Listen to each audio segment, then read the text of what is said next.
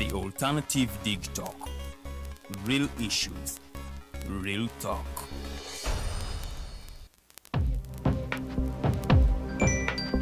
Go to the church, though. Tawali man, what's up? Man, can you imagine people just dump everywhere? Someone drinks water and throws the bottle wherever. Come on, Rogers. What else do you expect people to do with an empty bottle? Simanya now, record. Do you know that plastics take at least 450 years to decompose? What? That's a long time. Exactly.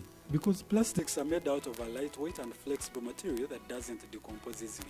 And plastics everywhere in the environment cause plastic pollution. What is plastic pollution now? It is the accumulation of plastic waste in the environment, like bottles, polythene bags, straws. All of these contribute to plastic pollution. I have been using them without knowing their effect. Yeah, a lot of people have. Plastics are a danger to the ecosystem, both on land and in water. So how can we overcome this problem? Is there something we can do? Oh yes, we can reduce by minimizing the use of plastics, reuse by repurposing them, or recycle by collecting and processing them into new products. Everyone wants to change the world, but no one wants to change themselves for the world. How about we change our habits for the world? And it starts with me and you. This message is brought to you by Alternative Digital. Hey Teddy, have you noticed how little attention science and health issues get in the media? Totally. Edgar, yet science information is very important. Yeah, for sure. That's why the Health Journalists Network is here. How can they help? They are a group of journalists dedicated to advancing public understanding of healthcare issues through impactful reporting on health and science. Oh, really? Yes, they meet up every month with scientists and researchers, policymakers, and activists at the science media cafes. They then relay what they discuss to the public. Does that benefit us? Oh yes, very much so. This helps with health and science literacy for a healthy Ugandan society. Okay. I love getting informed about science and health issues. Health information makes all the difference between life and death. I'll look them up and engage them. That's great. They are based all over the country. Oh, okay. That's interesting, and they should be making real impact. They are empowering health communities through journalism. Journalists can save lives just like doctors.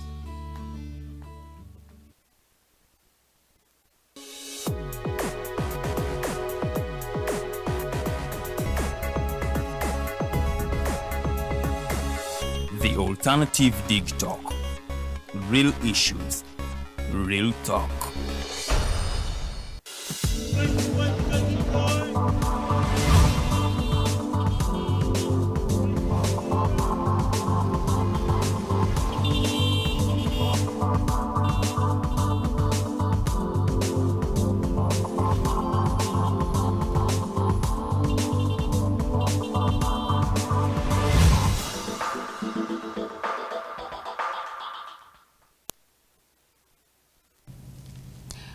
Wewa kulika yanyo mukumula moko program echali ya Mighty Drive nzeo mombeja luwede Lilian eranga mu studios negatidwa kwa mgenyi wange olunaku olwaleero bwe okebera ku mikutu gimugatta abantu especially ku Facebook yateekako that title nti Honorable Natuhwera Fiona so akakasa okuba nti agenda kukiikirira abantu ba Kampala Central mu Parliament ekifo kino kirimu mukulu Muhammad Nsereko newankubadde this time round yasalawo stepping it down okubanga ate yesimbawo ku ntebe ennene ewa president newankubadde nga akakiiko k'ebyokulonda teyasobola kubanga ate akamatiza n'ebyo bikaali kasabye okuba nti asobola okuyitawo naye nno ajja kuba tubuulira lwaki yasalawo kugenda ku direct seat abakyala tebatera nnyo okwagala kugenda ku bifo ebyo wesanga nti abamu baagala basigale wano ku kifo ky'omubaka omukyala akiikirira constituency oba abantu mu kitundu ekyenjawulo lwaki yasalawo ogenda ku direct seat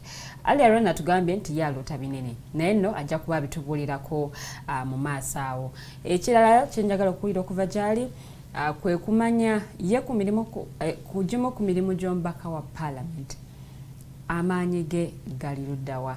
But before that, njala tuwuzike ensonga y'ekibuga Kampala. Tutandikidde ku nsonga y'abasuubuzi era nga tutunulidde the economic bit of it.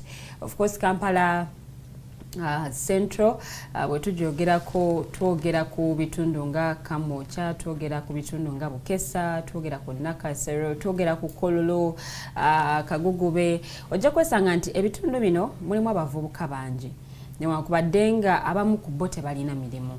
ye mu manifesto ye ya packaginga munchi era munaku ekikumi singa abanga alondeddwa ku kifo kino biki byayagala okubanga atandikirako ebibuuzo nsaba mbiteeke mu comment section ku pages za Alternative Digital ku Facebook, YouTube tuli live teka indowoozayo oba tekayo comment yo nja kubanga ate ebyo byonna mbisomera omugenyi wange gwe nina mu studios olunaku olwaleero. But I would love to pose this question to you. Some people say, or some critics say, Kibuga Kampala, it's politics at play. A reason as to why tukyalaba nti ekibuga ne bwe kyali badde kikulaakulanyizibwa abakulembeze balemesa nnyo enkulaakulana eno. What do you say about this? Yes, it's true, by the way, and but kyonna kisinziira ku systems eziri in place. Okay. So of course it's bureaucracy. We have so many institutions naye nga falling under one thing naye nga zonna zirina okutekinga a decision. You get what I mean? Okay. So nti ogenda sanga nti decision ya waneeno okuyisibwamu erina okuyita mu offices 20. And that's why we actually even have corruption. So the bureaucracy is too much. And so of course when you have so many channels oyina okuyitamu kiyinza okubeera nga temugenda kusa kyekimu oba nga oli alina interest ze oba alina endowooza ye kati nekidelayinga ki processes. So bureaucracy mungi era yaleetera obuzibu in making sure things are delivered. Okay. Yalemeseza ekibuga Kampala okuba nti kikulaakulana. Let's now cross over to you deciding to run as an independent candidate. Olwo toke ku mulamwa gwaffe ogw'olunaku olwaleero. What made you decide to come as an independent? We have a lot of political parties. Is it registered? Era nga zonna zisimbyewo ba candidates ku mitendera egy'enjawulo. Why did you decide to come as an independent? Thank you so much. One of the major reasons is democracy. If there is any purest form of democracy is being independent, having an independent mind. That's 100% if you're independent. And when you look at our political parties right now, there is no independence. Independence in the word of it, that you have your own independent mind, you have your own ideas you bring into this party, and then you can thrive and grow.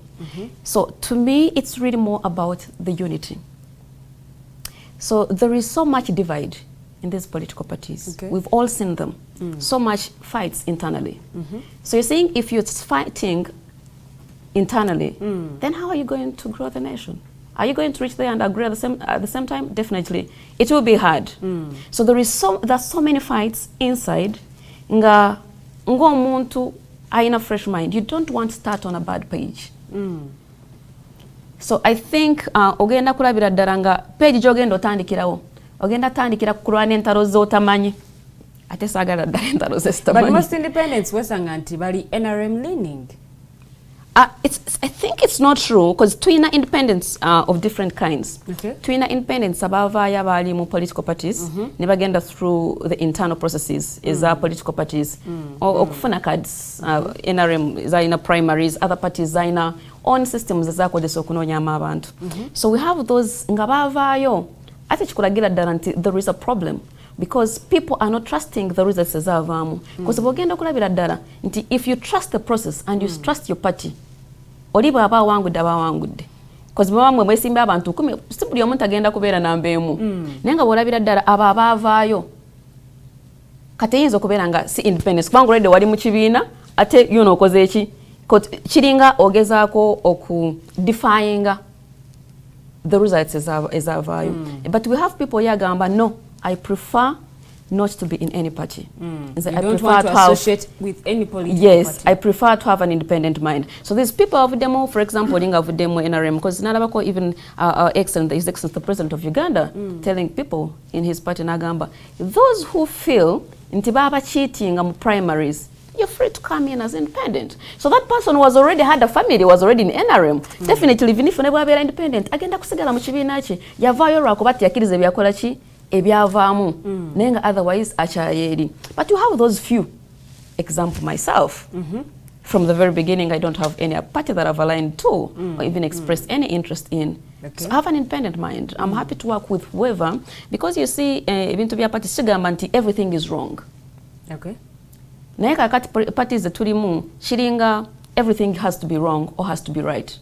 So if you're in NRM and someone suggests something from FDC, it's wrong because they're in opposition. If NRM suggests something because it's the ruling party or a party Mbuyinza, it's wrong because Baba Mbuyinza for so long. So kati tulimu mwecho. Kati then not ignoring the main key points as you know kutwali gwanga mass. Nate ne mu parliament ba independence temu influencing nnyo chamanyi. Because NRM has the numbers, the other side. Neweza nganti number independence, like I said, mulimba NRM leaning. So ensonga bwebanga ya kuita, nabo ne basala ne bada this other side. And then we have the opposition, of course bebatono, naye ate nabo bayina side yabo gye batuulira bwe baba batuula begattira wamu nga opposition. And then we find independence nga muli nampa wengwa. Temuli this side, you're just there. I think that's still even where we have a problem. That's why actually even I find so wrong with the parties. And tebasalamu lwakusalamu nti the thing is good. Kino kina kyo kitugatako basalamu lwakuba ngwa mu kibiina. And it's not supposed to be like that. So the parliament, once you combine, temukyabeera mu bibiina. Bwe mutuuka mu parliament mubeera one nation. Newakubadde nti ekibiina kiba kisazeewo A, of course you follow what the party says. Exactly. But if there is a bill, for example, the bill is like, okay, we need to change education system. It should not be, okay, opposition is an opposition, whatever. Is this thing taking us ahead? That should be the conversation. Chitugasa. Chirunji. Chidiscussing ye mumuchiraba mutya. Neka chiringa biru bwejanga bweri, if it has come from the government, which is from the ruling party, then it must go through because it has the numbers, whether it's good or wrong. Then if it has come from the opposition, then it doesn't have to go through because the numbers are then small. Then which makes us, at the end of it all, who loses? We're the Ugandans. It's not the party. So the issues, we need to look at the issues of Uganda. The issues of Uganda are not partisan issues. Ati chechizibu chetusanze nti kati ebizibu bya Uganda tubitadde mu pata ate. Okay. Kati ekizibu kya Uganda kiri pate. Twafunye obuzibu fete twayite twagize tebatuwuliriza. Naye nga at the end of it all, ababeera affected, it falls back to us, the citizen. Do you have issues with political parties? Me, myself. Me, myself, I mean, I have a few. It's not that I hate political parties. I absolutely have no issues with them. But some things that you see, the ideology over the aspect of creating a nation is a gestalaba mu parties zino. That's the only problem. Obuzibu buli ki mu parties zino? Obuzibu ndowooza buli ku interest. Obufuzi tubufudde nnyo kintu kya byanfuna. It's about money. It's no longer about the nation. Kirinze infuniramuwa, infunyemuki as quick as possible. So your biggest challenge eriwo. Nti kakati bagenda kusooka balabye okustructuringa parties zabo okubeerawo obulungi nga tebanalaba abantu wansi. So nti kakati eggwanga tuliwawuddemu emirundi esatu. Tuyina the people as one nation. Tuyina the parties as a sub-nation, and tuyina the government in Buyinza as another nation. Kati ye challenge eriwo. Kati buli omu alabira ddala nteeke side wa. Nenga the main aim yandibadde tuteeka waneeno tudizaawa eggwanga. So the whole issue of the national importance evuddemu mufuzi bw'eggwanga. That's why you see what people get out of parliament, to be honest. Chenyamiza. Of course,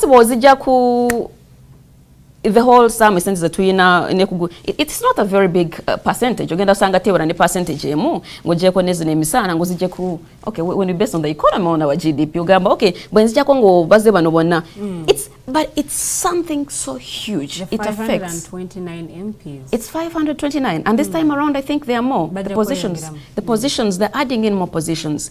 And my problem is now bali delivering.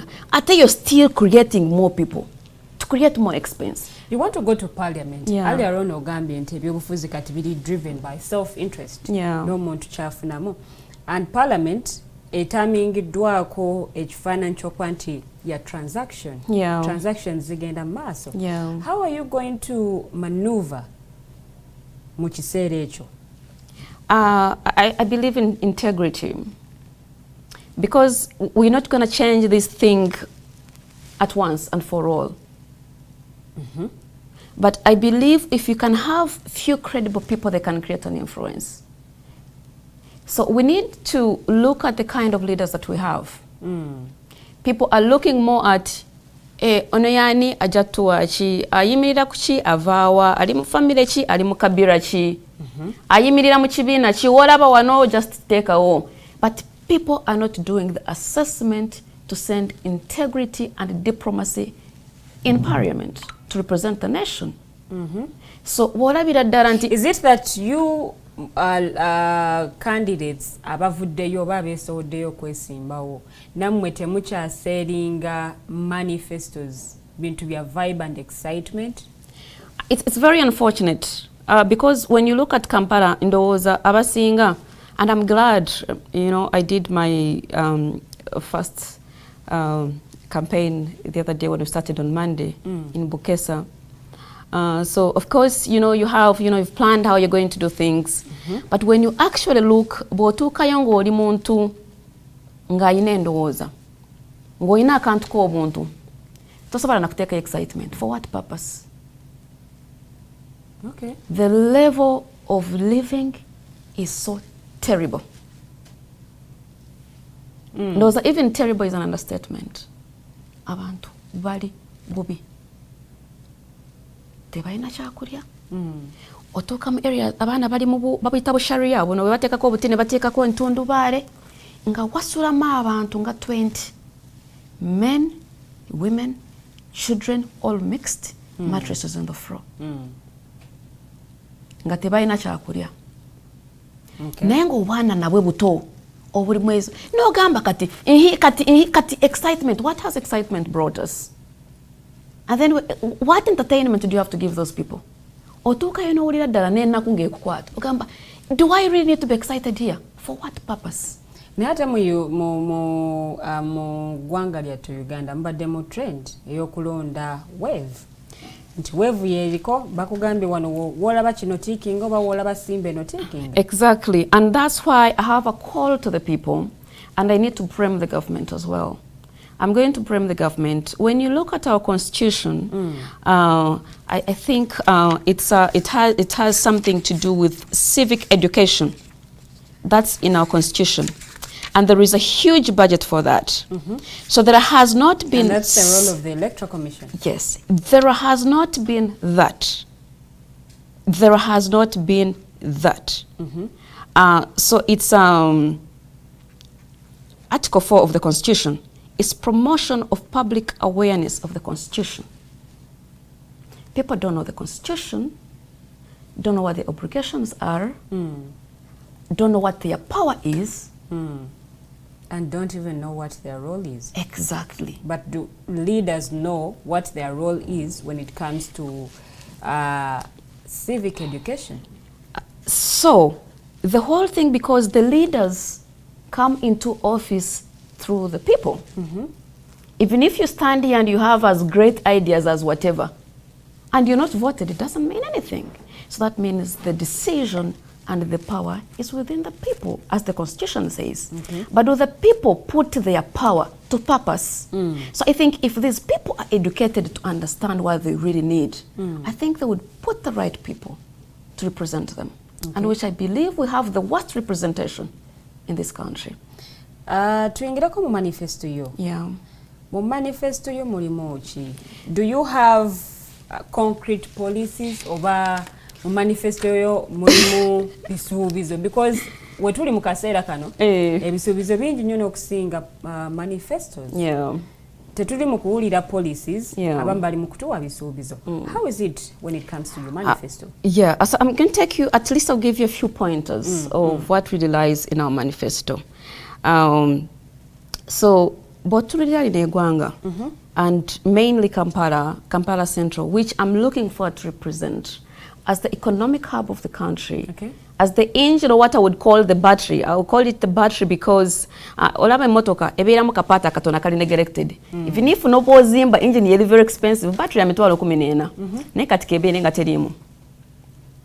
Of course, I'm going to tetambula. So, yeah, that crucial part, elimu atenge eli neglected. So, Kampala Central, ye kapata katono nyo kugwanga. Nenga importance yayo, ya yimiliza kwe gwanga. So, bolavira dara how things are moving. Nebirimu, bolavira dara there is this that needs to be done. First, transport and order. That's what is in our constitution. I'm sorry, in our manifesto. Transport and order. Why transport? We don't respect time here. Chovala wantu vera one meeting olina kubuza African time or whatever time. Mubera ne meeting ya sawa musanvu olina atuka sawa meka. Naye ngo mutu batuka omanyi nasanze ja na mazeke sawa meka. So transport, we have poor means of transport, both in business ntikati esawa zineno. Ekube erisinga okuyingiza ebyamaguzi waneno. Okuve Malaba okutuuka e Kampala. Transport oyo mungi okusinga ebintu ebyo okuva e China oba wherever okutuuka e Mombasa. Oh, yes. Really? Yes. That shows you how terrible the transport is. Inti ebintu emotoka eziveeyo emotoka egenda twala almost either nokutwala ne 3 days obukubo butono nenga jukira ebyamaguzi ebisinga webiyita ebigenda ebijja. Of course, Ginger Road bali mu kumugazia bwetwogerera. Bali mugazia. But then you can see no kuzimba southern bypass. Yandibadde nga tuyina ekubo eriyingiza ebyamaguzi nga bolaba express ng'emotoka ziyitawo zitwala zigenda ate ng'ebyo emmotoka kozi zina emmotoka nnene kati wolabira ddala waliyo ekimotoka ekinene. These are the magulu kumi, I don't know how they call them. And then oyinako ne bono obumotoka bagunda abana abatono obumotoka obutono. Nenga these trucks are supposed to have their own route. Nga zitambula mangu zitose ebyamaguzi zitwala ebirala abantu bakole ki batrading. Naye the roads are narrow, potholes nyingi okuva wano okutuuka emukono esaawa zino oyina okupulaninga bw'obugamba ngenda emukono oyina okupulaninga osooka osaze mu program ezaawaneeno. How many kilometers are here to Mukono? Okay. So that shows you how poor transport system is letting us down. So in your manifesto, do you have anything like a policy? Yes, there is. And actually, I will even thrive on the policy yaliwo. Twali tuyina me when I was at the university, we had the pioneer buses. Abasinga twazirabako mu kibuga. Zili cheap, what the bottom nungi clean. But we know what happened to pioneer buses. Izinga transport ne commotion n'akavuyo akakali mu kibuga. Because bogenda mbubuga ebikuzakuzeeko. There should be emitendera. Ntikale kituuka wano kadi buses ziyingire. There is this kind of, because abantu balina okwekisayizinga batambule. Yes. Kati okuvanga wano ewandege okutuuka mu town olowooza nti abantu bandirinye taxi. Naye lwaki olina w'otambulira oli agenda kubanga akukonye waliko woyina okutambulira ate abo amalala we bavugira owa taxi agenda walampayo owa boda naye ayita oli agamba no what kanenya ka taxi oba ntuulamu essaawa 2. It's not supposed to be that. So if we can thrive on that, I'm glad there is Kayora. But we've been having Kayora for how long now? So if you're going to have Kayora and the target is to have 400 buses in Kampala, in how long is Kayora going to make sure that we have those buses here in Kampala? Okay. So transport has to be increased. If transport is better, if you see, at least the good thing is into what I really feel bad is into these politicians of ours have traveled. They're always in these countries having summits, having whatever. So bila tuwa tukavuge motoka zaabwe. Balinya train, balinya buses mu kibuga. Wale bagenda ne bagamba presidents begwanga bagenda ne bateeka mu kabus. Those are the means of transport. Kakati sawa zino osanga nti bogenda mu mawanga amalala okuva wano kugenda embalala kikutwala almost 30 minutes. But you know what? You've saved the time. You're running multiple businesses. Oshtegera kati bwobanga isawa zino ofunye omulimo ne bwobanga ogufunya wane e Masaka you have to move with your family abaana obakyusa amasomero olusi bawa akolera waneeno namwe mukyuse it's a lot of transition ngaye you can actually go to Masaka and come back. Antikata wenkubuuliza what is it that you're advocating for? So I'm advocating that we have a public means of transport, the buses. Ngabwe twali tuyina the pioneer buses ngabwe zajja ne bakomenkereza nga zivuddemu kozizagira ne bazikuba emisolo ne bagamba tizisobodde ne bazipaka nga wali 4 years. So mukuleta mukubera ne pioneer buses zino taxi oyagala zigobibwe? No. If you've gone to because weziri ne wakubadde nti tezikola nnyo ng'ate taxi bwe zikola oba ne weesanga nti tezikola nnyo nga bodabodas bwe zikola. Yes. Tuli mu free market economy as a country. No, kakati olaba wabeerako I would say nti gibeera ng'emitendera. If you've gone, me I will borrow of course something that I've seen from somewhere. For example, nti osanga tikatugeze okuva mu town okutuuka Kalere, chiri different routes. Okutuuka Kalere, okutuuka for example wane ngakamocha abagenda okutuuka different routes. Batekako different stages. Ne bagamba basi zikomaawo. So basi eyo wekoma nekola route nesigala yonga rotatinga. Then nekatokuvaawo nosanga waliwo taxi ndala eva katugeze eva kamocha egenda ntinda ekoma nankulabye nayo ne turninga kosa basabazi we bali they are moving around. Then inofuna endala ezikola ki ezeyongerayo, and that's why you have high accident rates. Why? Because people are driving so long distances. Oli agenda Keera avudde ejinja aje Kampala avudde waka sawa musanvu unaneze ekirota niko collecting abasabazi agenda tuke Kampala akoye bademu barodinge adema atandika addeyo akoye akoze. So if we have those channels into onakoma wano ononadda waneno ononadda wali eri then it will ease the city. It will also reduce the cost of transport, and then there will be business flow. People can do different business in different locations in a shortest period of time. You can supervise your farm in wherever, in Kotido, within 1 hour and come back. But right now, if I need to go to Mbarara, you know, kusoka nkansolinge plani zange za wanezena kunya okugenda Mbarara koma waneno. But jukiranta because of transport katogenda taking a bus emaroro naku wotuukirayo the next day okole byokola the next day ogenda kubo tomanya na bus jegendera ko inokusooka kwe bagamba wali wayiza kuyitawo nga sawa 8 tekuliko ne matendera zine bus zitawo sawa meka eri obeereyo nga bagamba in every 30 minutes over 1 hour train oba bus yitawo wali ko channels ngobeera ko updating the bus is arriving in 10 minutes enongeyitako endala arriving enongeyitako so people batambulira ku time bus obudde bwe zitambulirako nitumanya nti okay njagala genda Mbarara kusawa 2 nja kusangawo bus oba kusawa 3 nja kusangawo bus oba kusawa 4 buli potuula osimbulirawo. It depends.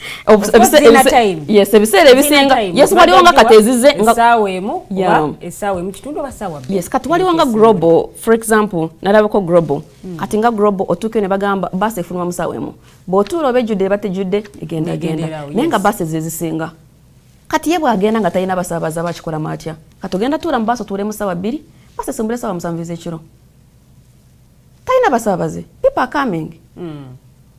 So laba the other system zero want at least netike ziberanga ziri book so it helps buli omu business amanyo already ndi full people coming okuyingira tukole ki tugende so but tukola ku transport there's so many things you are going to knock off in the whole process. Okay, so if we can have a proper transport management system proper stages nga weziri sebino byakufaga yimirira wosanze nga proper stages weziri ogamba wana yimirira wano station eri wano ova wano notambula waleri but I think things are going to move better. Okay. And so secondly on the manifesto is employment and opportunities for the youth, not only for the youth. I'm saying the youth because the youth make 70% of the population of Uganda or even much more. Nayatebodam Kampala around 20 to 25% are jobless.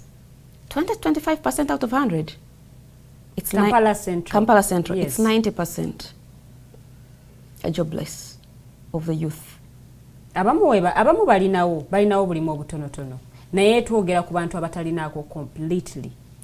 Bebo abaana abasinga tebalina completely. N'abakola tebakola. They are just busy.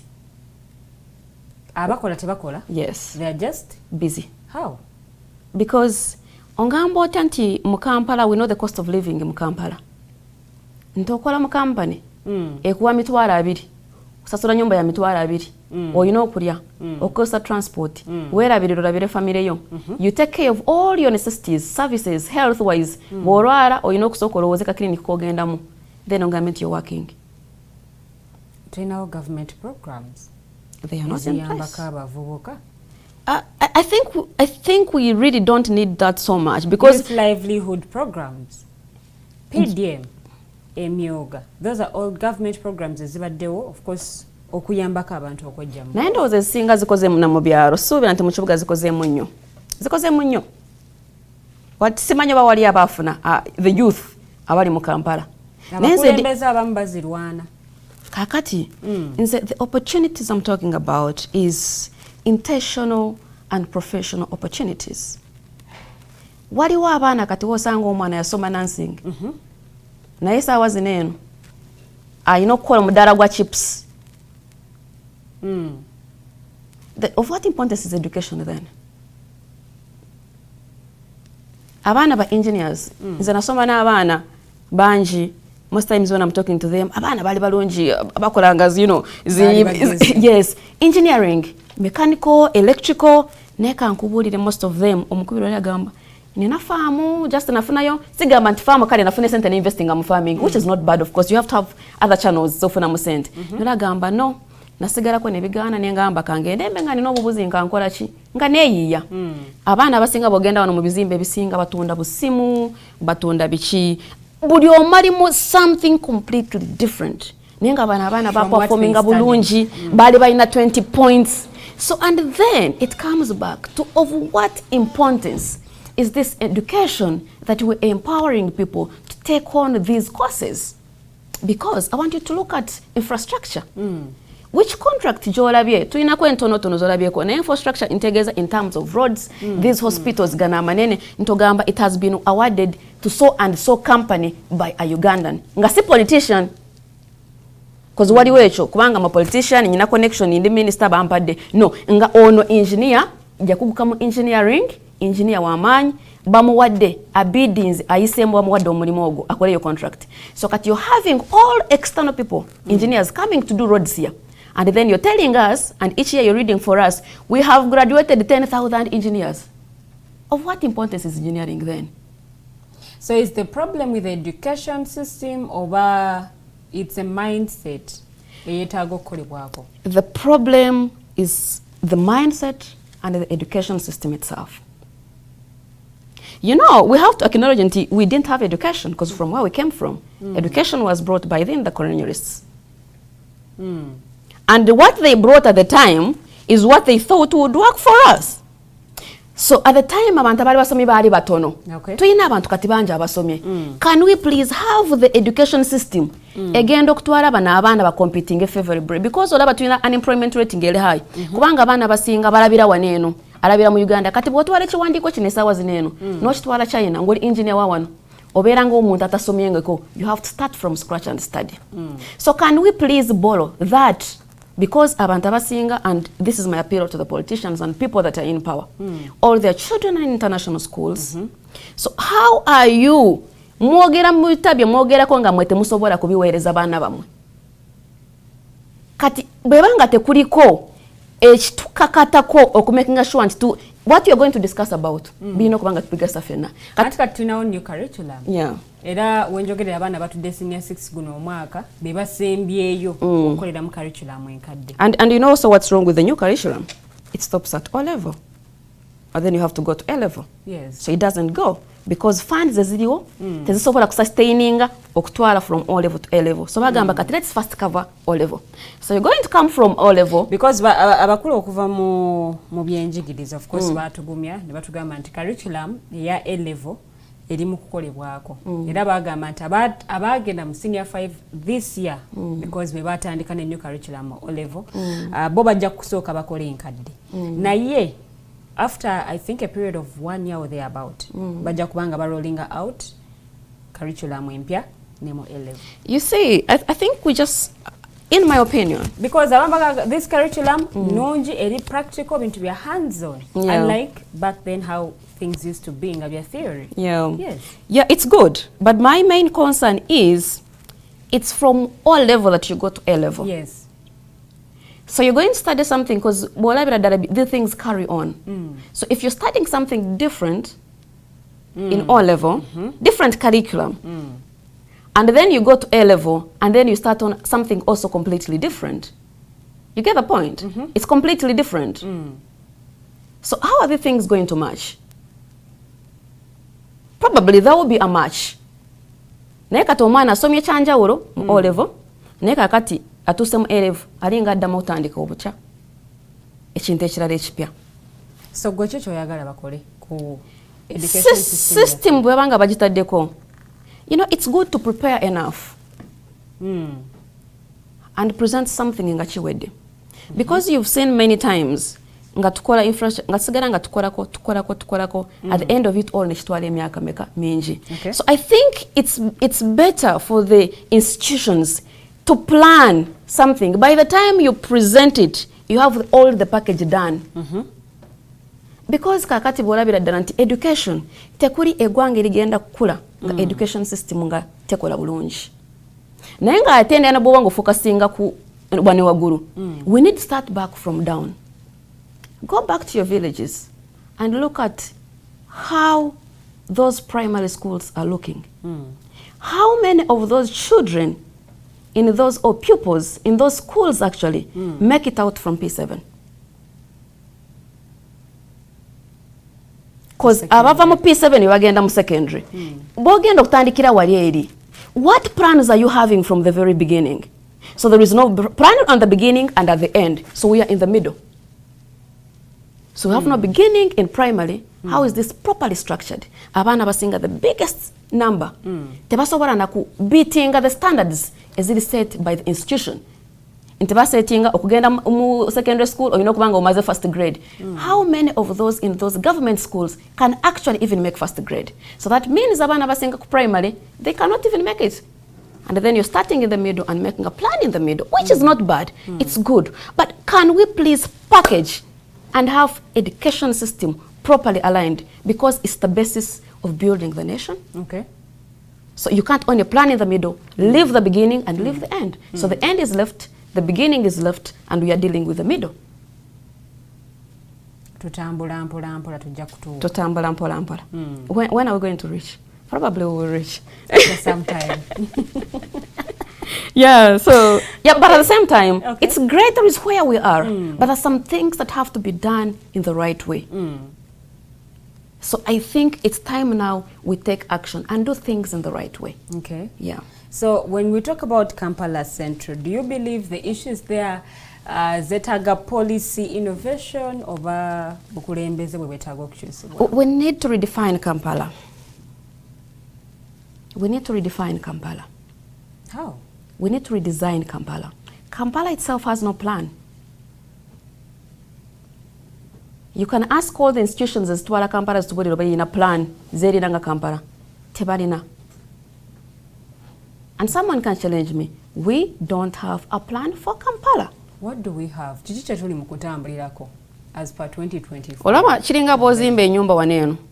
Nogamba naye nazimba bisenge bibiri naye kati nzadde abaana banafunya abalongo. Njagala buli mwana afune ekisenge. No breaking here. No call extension.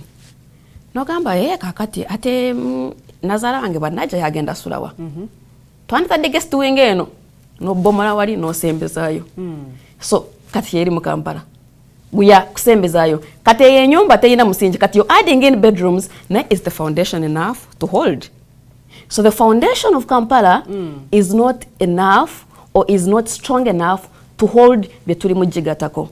History of Kampala weri, how it was. Kampala has grown from how it was from the beginning, sustained 3,000 people. Back then, bebateka kechibuga Kampala. 1960s. It was planning for the few, 3,000. Right now, we are about 9,000 people. Those are by the people living in Kampala. But we have more than 2.5 million people visiting Kampala every day. abajjokoleramu emirimu gyabwe. Yes, nababo nabo bana Kampala. So naye plan ey'okusustaininga this number that has multiplied teriwo. So we are still thriving ku plan eyaliwo ey'abantu abo batono okutwala ekibuga. So which is very, very unfortunate. So a plan, and it's very urgent that a redefinition and a plan of Kampala has to be designed as soon as possible. Because other nations are growing past us. Okay. And then tuli mu kujanjaba tusigala nga tujanjaba ebiwundu. Tetugenda kujanjaba ebiwundu. Assess the problem, know where it is, dig it from the root. Church kuletera ebiwundu or ina infection. Let's treat the infection.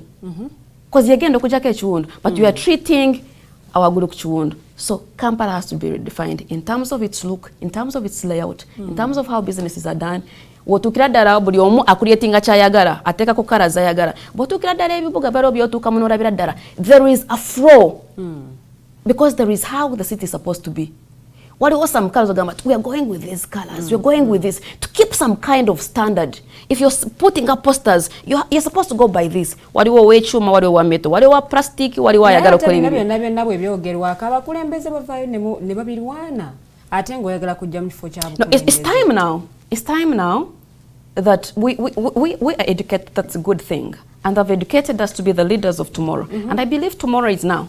It's not further than this. Usually bwe babaawo ekizibu kyonna bannakampala bajjaga government etuyambe parliament tekoze kino parliament tekoze kiri, but we believe ebimu ku bye bakoonako nti baneetwagala nguudo zikolebwe ogwo si mulimu gwa parliament si yeekole.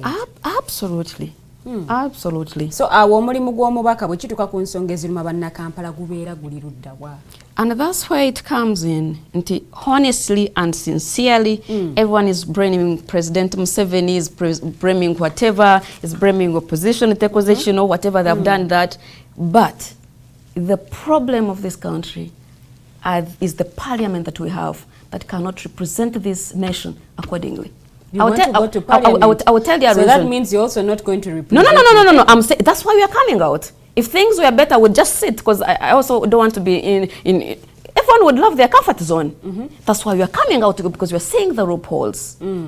Because I want us to look at the parliament. You know, they're always complaining, Museveni tagenda, go and tagenda. But if there is anyone that has absolute powers on this country, it's the parliament. It's the one which understands the constitution, which is supposed to protect the constitution, and have not done so at all whatsoever. We are going past the constitution. No one is trying so much to preserve our constitution. And again, they have two options. They have, actually, tell me why. They have two alternatives of changing this country. One, they are the members of parliament. And elected by the people. Yes. You know, abantu abasinga bagamba obukulembeze ali waguli alina obuzibu. Naye kambubulire omukulembeze wa parliament oba omubaka wa parliament alina asalamu emirundi ebiri. Asalamu.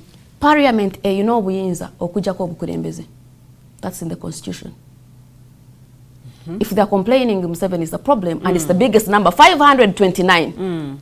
Constitution ekyogerako, if the president about acting accordingly, you can front a bill and they will table it, and that bill, if it's passed, egenda kuja omukulembeze ali omubuyinza. So if they are complaining themselves, nga bagamba gundi yebuzibu, but they have that alternative, bonga tebagikozesa. And then they are also among the people, and then they have to vote again. Okitegeera. Abali ku opposition be batono. Not at all. I don't think it's the problem. Bwebanga opposition inaka ababaka 19. I don't think NRM inaka ababaka abasoba mu bisatu around 318 or 321 if I'm not mistaken. Yeah. What do you expect out of the opposition that are not even half of the population in parliament? That's what I'm telling you, that we need to have our mind and look beyond political parties, which we are not doing. Is the problem with political parties or individuals? People are with individuals, and I think also because probably their constitution, because I don't know how their constitutions are, because probably they're going by their constitutions of the parties. Probably they have that really entangles them, and they have the benefit and the disappointment they cannot give out. So I think people should be given the authority to be themselves. I think which is not happening. So we are now leading by the parties. That's why we see katera abagundi banji naye mu parliament mubeera muntu omu. That's the thing. It's one thing. If it's a bill, it's a bill. But of course, while otuuka n'obanga olina okufronting ensonga ze constituency yo oba z'abantu b'okiikirira. And we've seen MPs coming to the people nga bagamba ngenda kukola oluguudo luno, ngenda kukola kino. But in actual sense, that's not the role of a member of parliament. But when it comes to issues ezifaanaganako bwe zityo nga zizze nga zi arising nze, gwe nga ayagala okwesimbawo, how best would you solve such chaos? I have not seen, probably, me I haven't, probably if someone has seen they can tell me, I've not seen any member of parliament representing their constituency having a policy or a bill they table for the interest of their constituency. Okay. I have not. Personally, I have not. Probably I haven't checked enough. Probably I will check and see. But I have not seen one. Computer Misuse Act. That's a general. That's globally. That's for the whole nation. Sorry. So that's for the whole nation. So issues as it concerned. Yes. That means I can tunulira abantu because abantu abasinga okukozesa emitimbagano bali nnyo mu kibuga Kampala. No, fena tuli Uganda fena tukozesa emitimbagano nabagenda mukyala abantu bayina esumba bakozesa emitimbagano. But the issues. So what I intend to address the parishes and the neighborhood of Kampala. That at least we should have the parishes or Kampala itself representing what it contributes to this economy. We cannot have people living in such a sorry state, people having no food, people having no housing, and then you're saying these people are in Kampala Central. What is it that you want to do? I want to change the life of these people. How? I want us to empower them. First of all, there are so many youth right now, mostly they're the ones I'm going to talk about, that need rehabilitation. Before you can think of even giving them a job. And mental health is something we've completely underlooked. No. And that's the problem here. You see, in whatever, mental health is not okugwedalu. There is when you have that breakdown. There is when you have that frustration. When the situation is over you and then you feel you can't contain it. And there are centers that you go to, you receive therapy, they advise you, they do what? Yes. And we don't have that. And I recently met one lady who is doing that, and she's a youth. I was very, very, very happy. Because abantu abasinga tebetaga mu ddwaliro. Era abantu abasinga bali ne butabika nga tebetaga. Bagenda ne bakuba empisa ez'amaanyi. Naye ng'omuntu obwavu bumukubye n'obwongo ne buvaako ayina abaana, talina kyabaliisa, buli kimu kiri awo kigootaanye, ne mulowooza nti mulalu. So if we can address those, rehabilitate those people, advise them, put them back to order, and then emphasize the government to do an inventory for the people that are coming out of school. If you're recording that you're having 10,000 engineers, doctors, please, can we have the record after 2 years where actually these doctors? Because we cannot have doctors working as cleaners and security guards in UAE. Okay. No, it cannot. We must have a framework, and we must have, there must be accountability. They must tell us, as you're telling people, 1,000 people have graduated, please tell us, the 1,000 people that have graduated, they are all employed here and there and here. So we must emphasize and grow big and large industries. If you look at countries as Zukuze, I'll give you examples of Amazon. How many people does Amazon employ? Millions of people. How many people are in Google? So we are really emphasizing people, create these small businesses for survival. We can no longer be on survival. We are not born to just survive. We are born to live and embrace. And the message President Museveni jali mukutambuza amaanyi kati sawa zino bagatadde nnyo mu industrialization, science and technology.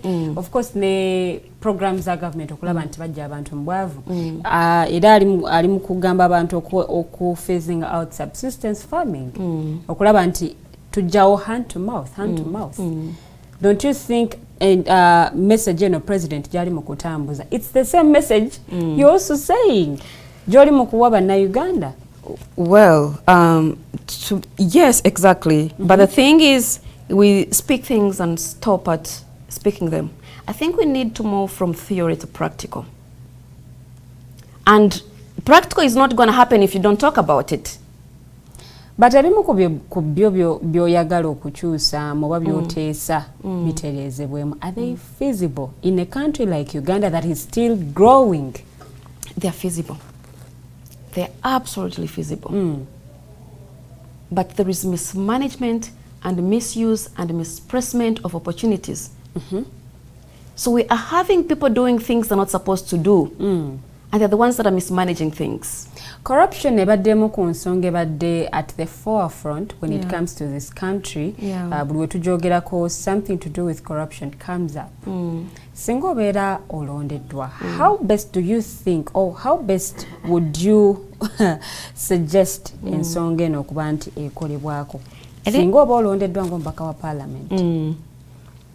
In the bid for development, there will always be people that will be a bit feel that they're left behind and or probably hurt.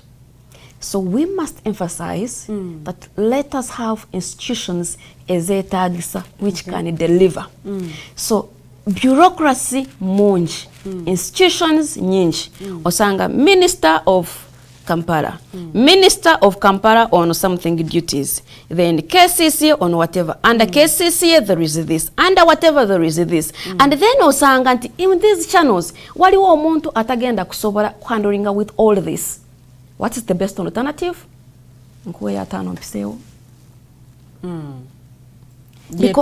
Because channel mpanvu ekirala oli afunye sente investors zewaneeno omuntu yewoze mu banka obuwombi bwe bibiri obwa dollar aze ku investinga waneeno omutandika genda mu kino genda mu kiri process ewanvuye kati process bwe mala kuwanvu akola ki ngala bagamba linda ko next week omusindikira email omusindikira email yono kudamu email jana kusindi sagira bisake bede email no sanga ekintu esente bali mukuzibala katolede stand sokola olina arabo mwaka guweze ali mu process ya ku actually attaining permit okuzimba kwesa sente ze kutakali yegulidde ate nga sasula emisoro agamba you know what kati kanfune no office njiwe maka kadde kamu nze bampiseewo ba plan nsina beba muyisaawo tagenda kufollowinga mitendera kyolabira ddala nti by the way we are glad nti tuyina wano calamities zilonga earthquakes waliwo ebizimbe bisubulanga wabeerawo omusago amanyi ng'okiraba kisobola n'okuyiika kati bwafuna opportunity eyo jukira nti abadde planize ku building in 3 years omwaka guma mumaze nga ali mu chaos esente zigenda gwendo interest weri kasita abafuna chance bwati bwatandika talinga eri gundi ngeyimirire flow esooke kale atambula butambuzi ekizimbe kyaki bamalira kyovola ebizimbe ebisinga bina so many structural issues, so many cracks develop mangu like mold develops like it's a very sad situation. So institutions zino kendera zibere intentional. Okay. They have to sit and tune institutions ziri intentional. Tufune channels zinga ntono. Let's create systems zinga ziri transparent. Apply here, let them verify you. Get a feedback. Go. It's not go here, bring here. Put to tender, interject. Please bring an objection. Let's go to debate. Let's go to court. This one did that. Before you know it, it's 5 years. And nothing has been done. Tunatera okubanga tumuzika show yaffe, but when we can't go without talking about the issue of accountability. And earlier on wayogedde ku integrity, of course, and service. Ebigambo bino mbiwulidde nnyo bantu ab'enjawulo, many candidates. But are there mechanisms that you're going to set okulaba nti you stay accountable to the voters once this whole excitement of the election is done? Yes, so I've been on ground. I've met quite a few people. So I was doing door-to-door and meeting people. But everyone that you meet, even not the people that are in my constituency, because the member of parliament is not representing your constituency, you're representing the nation on the broader picture. So on the broader picture, buli go sinkana akugamba, abakulembeze okomo kumulaba nga azze kunoonya akalulu. Noddamu okumulaba nga azze mukkanoonya omulundi omulala. There is a huge gap between the people and our leaders. True leadership is simplicity. Wano osangira omubaka nga atambula nga convoy ejaliko gamba n'atuukira newa nga bagamba tetuyina sente. Nengamba what's really the point? Ngo naana ku approaching agamba mama olaba nina kineno. Tayina yabatandikira because oyita mu security to reach this person. So there has to be, this gap has to be bridged. If we cannot do that personally, by knowing this is the responsibility these people have given us, if you can at least put respect into the people that have given us their vote, at least let us have the role that binds us back. Tulabyako ababaka abamu nga bateeka offices mu bitundu naye nga mu offices zino tebabaamu. Ennamba ze bawa abalonzi tezibaako. Olumala omulonda ng'ennamba y'essimu ekyuka, how is it going to be with you? I mean, era noboga mutagenda gamba because abantu abasinga minds have already zifudde. Sikulimba. Era nobo omugamba ekintu buli omu akugamba no buli omu kyabadde ayogera. But I can assure you people are different. We are completely different. We've seen it all. So I believe I'm going to do differently. Okay. I love being and working with the people and being around them. And I think I've met so many people now saying agamba ndoza Sunday kubide mbade manyito genda na kungu atobanga ndoza upade nena becha mugamba what's the problem ngaba singa ngo genda ne batibade wali mu campaign ngola gamba you know kati namba tubawere not at all. It's not that I need a vote, but I need to have a touch with the people.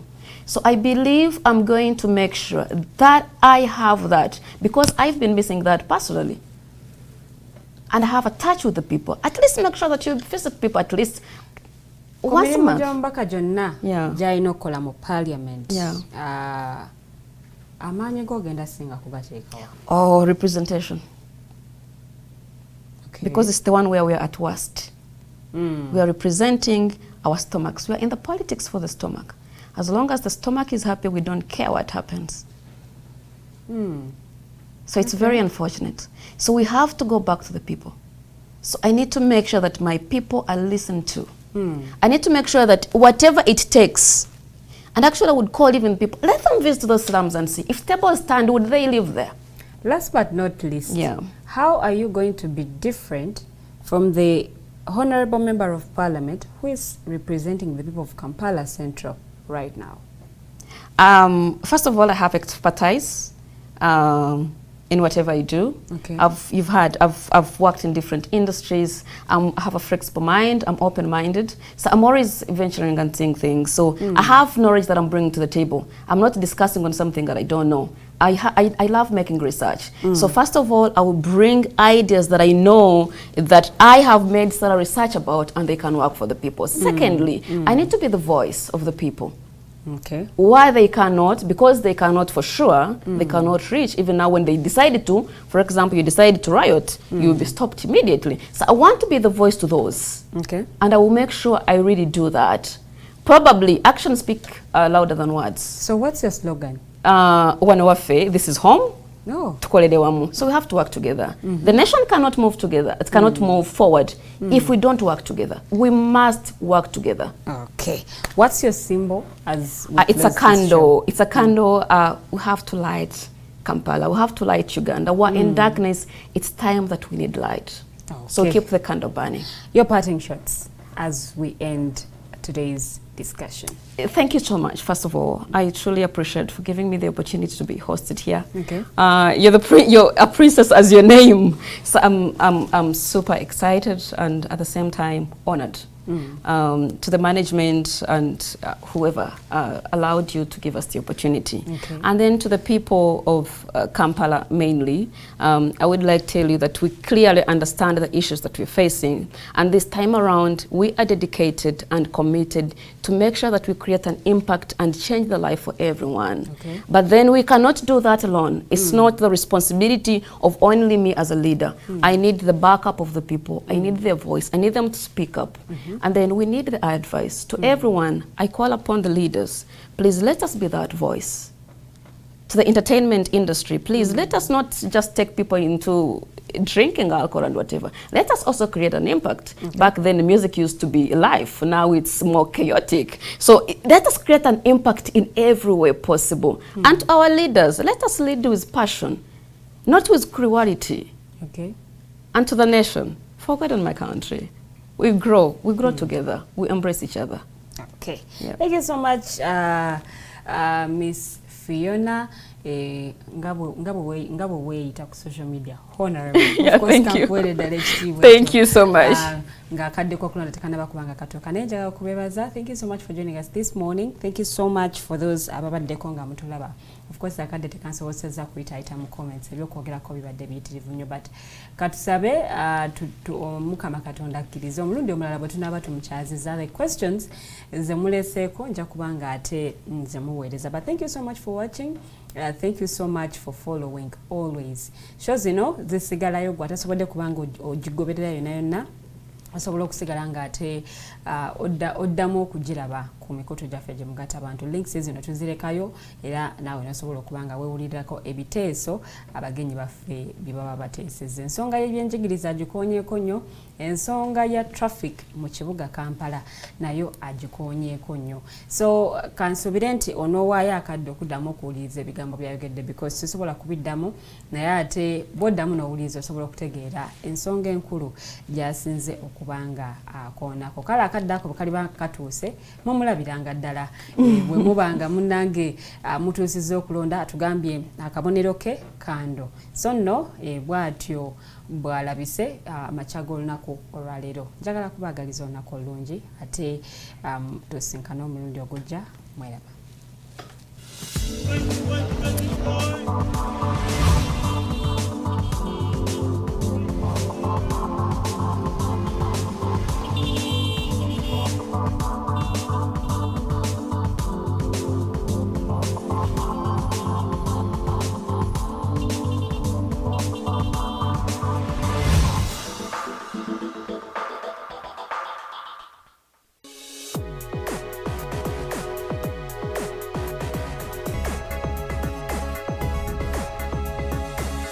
The Alternative Dig Talk. Real issues, real talk.